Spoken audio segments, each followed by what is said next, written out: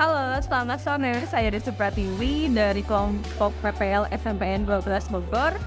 Bersama dengan rekan saya yang lain, saya akan membahas tentang siklus keberapa sih yang terbaik yang pernah kami lakukan di praktik pembelajaran dalam PPL 1 yang telah kami lakukan. Nah, dalam siklus yang telah kami bahas, kami membahas tentang persamaan perbedaan.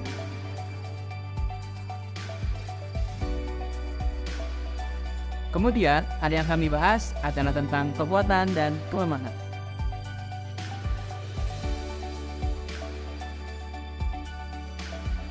Selanjutnya, kita akan membahas terkait tantangan dan hambatan. Selanjutnya, kita akan membahas refleksi dan rencana tingkat pelajaran.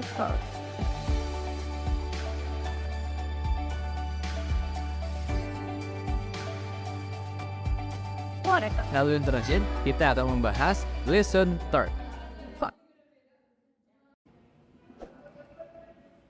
Ya, dari pembahasan kelompok kami yaitu PPL 1 di SMPN 12 Bogor, kami memilih dua siklus yang terbaik, yaitu ada di siklus 2 dan siklus 3. Nah, persamaan apa sih dan perbedaan apa yang kami temukan dari dua siklus itu? Persamaan yang kami temukan itu kami memakai model pembelajaran yang sama begitu. Model yang kami gunakan itu problem based learning atau dikenal dengan PBL. Kemudian juga dari metode pembelajarannya ada juga yang sama, misal metode diskusi, presentasi seperti itu, karena memang memfokuskan kepada peserta didik. Selanjutnya, manajemen kelas yang cukup efektif dan efisien, kami menemukan persamaan di sana. Kemudian menggunakan ice breaking untuk melatih fokus siswa serta mempertahankan konsentrasi siswa dalam pembelajaran.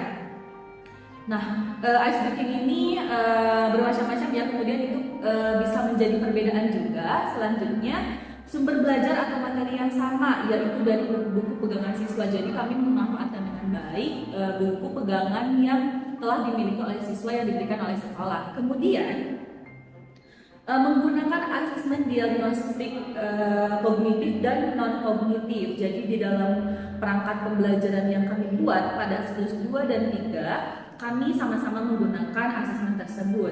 Kemudian juga kami menggunakan asesmen formatif yang sama di akhir pembelajaran. Kemudian kegiatan pembelajaran berpusat pada peserta didik yang menekankan pada pembelajaran paradigma baru. Nah, untuk perbedaannya, kami menemukan ada pemanfaatan media pembelajaran yang berbeda. Ada yang menggunakan media seperti yang masih tradisional, begitu papan tulis, kemudian media pembelajarannya digunakan melalui salin dia, kemudian layar proyektor. Juga ada yang menggunakan media pembelajarannya seperti kertas karton, kemudian ada kertas not seperti itu. Nah, kemudian juga pendekatan dan strategi pembelajaran yang berbeda yang kami lakukan. Karena kan kondisi kelas yang kami hadapi itu berbeda ya antara saya dan keempat rekan saya yang lainnya. Jadi pendekatan dan strategi pembelajaran yang digunakan tentu saja harus berbeda. Seperti itu. Dalam siklus ini kami memiliki kelemahan dan kekuatan. Kelemahan pada siklus ini adalah kurang kondisifnya lingkungan belajar siswa. Ini disebabkan karena terbatasnya ruang belajar dan juga jumlah siswa yang terlalu membeludak.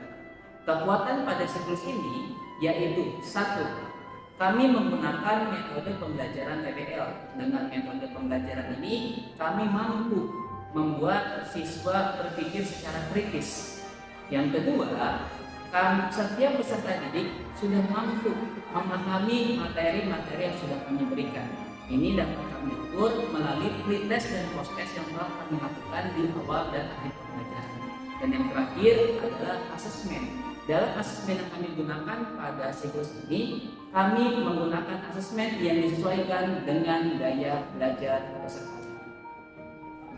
Halo, selanjutnya saya akan membahas terkait hambatan dan tantangan pada siklus yang kami pilih. Hambatannya yakni kurang kondusifnya ruangan kelas, di mana terdapat aktivitas yang dilakukan di luar kelas pada area lobi sekolah SMPN Negeri 12 Kota Bogor, dipakai dengan kegiatan olahraga jadi cukup mengganggu aktivitas pembelajaran yang terdapat di kelas.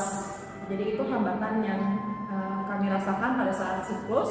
Lalu untuk tantangannya, di era abad ke-21 ini pemanfaatan teknologi itu sedang digencarkan untuk memanfaatkan teknologi tersebut. Namun pada implementasinya di kelas, peserta didik banyak sekali yang melakukan kegiatan di luar aktivitas pembelajaran. Pada saat menggunakan media seperti gawai, peserta didik setelah pembelajaran melakukan kegiatan yang di luar aktivitas pembelajaran.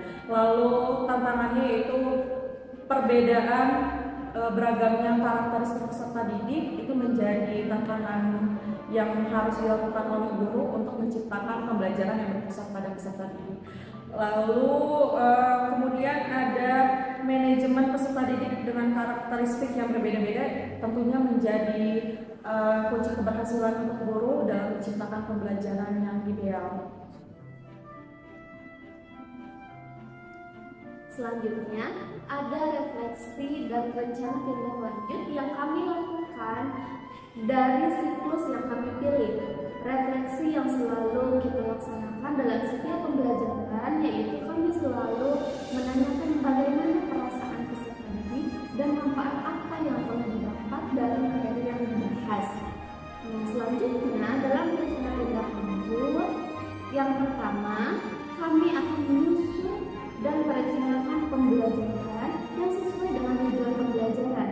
Yang kedua, kami akan lebih baik lagi dalam manajemen waktu serta pengelolaan kelas. Yang ketiga, kami akan menggunakan media pembelajaran yang interaktif dan efektif. Yang terakhir, kami akan memperhatikan lagi karakteristik peserta didik. Nah, dari semua yang telah kami lakukan, lesson learned yang kami dapatkan di PPLS angkatan 12 yaitu yang pertama, kami dapat membuat perangkat ajar atau modul ajar yang disesuaikan dengan peserta didik. Yang kedua, kami dapat memanfaatkan bermacam teknologi dan aplikasi untuk membantu proses pembelajaran. Yang ketiga, kami dapat melakukan pendidikan kelas yang efektif dan efisien. Yang terakhir, kami dapat memahami teori pembelajaran yang diimplementasikan dalam proses pembelajaran. Ya, itulah pembahasan dari kedua siklus yang telah kami pilih yang terbaik dalam proses praktik pembelajaran yang kami lakukan di sekolah. Semoga pembelajarannya mudah dipahami, juga bermanfaat untuk kalian semua. Terima kasih. Assalamualaikum warahmatullahi wabarakatuh.